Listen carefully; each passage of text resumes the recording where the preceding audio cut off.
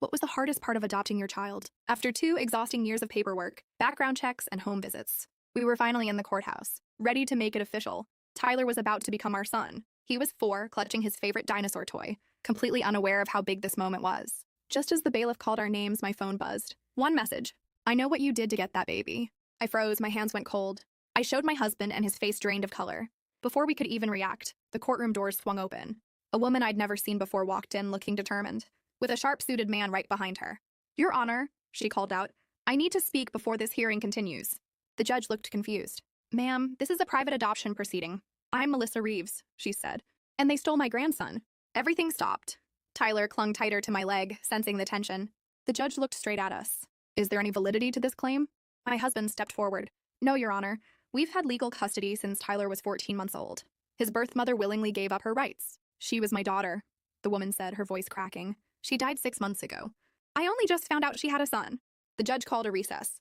We were ushered into a small room where our lawyer immediately pounced. Did you know she existed? He asked us. No, I said. The agency told us there were no living relatives. Then my husband cleared his throat. They didn't do a full search, he admitted. They kind of skipped that part. To speed things up, I turned to him stunned. What do you mean they skipped it? He looked at me with guilt all over his face. We paid extra for a fast-track adoption. After the miscarriages, the heartbreak. I just wanted to give us a shot at being parents. I didn't think it would matter. I felt like the floor fell out from under me. Melissa's lawyer came in next. He laid out her case. Letters the birth mother had written but never sent, ones that talked about Tyler. She'd found them after her daughter passed and hired a private investigator to find out the truth. My client isn't trying to take custody, he said. She just wants to be part of his life. Visitation, at the very least. She's a stranger, I snapped. She's his family, he replied. And if this goes to court, you risk losing him completely.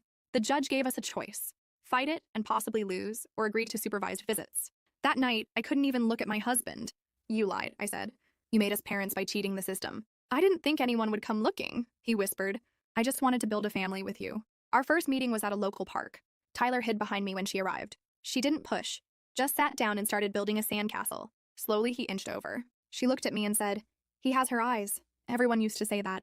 I finally saw it, those same deep brown eyes, just like Tyler's. It hit me hard. I'm not trying to replace you, she said softly. I just didn't want to miss out on him. Over time, we found a rhythm. Tyler began to look forward to her visits. She brought photos, stories, pieces of a past I couldn't give him. But the hardest part? It wasn't the visits.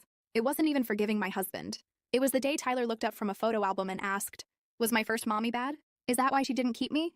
And I had to find the words to explain addiction to a 5-year-old without breaking his heart.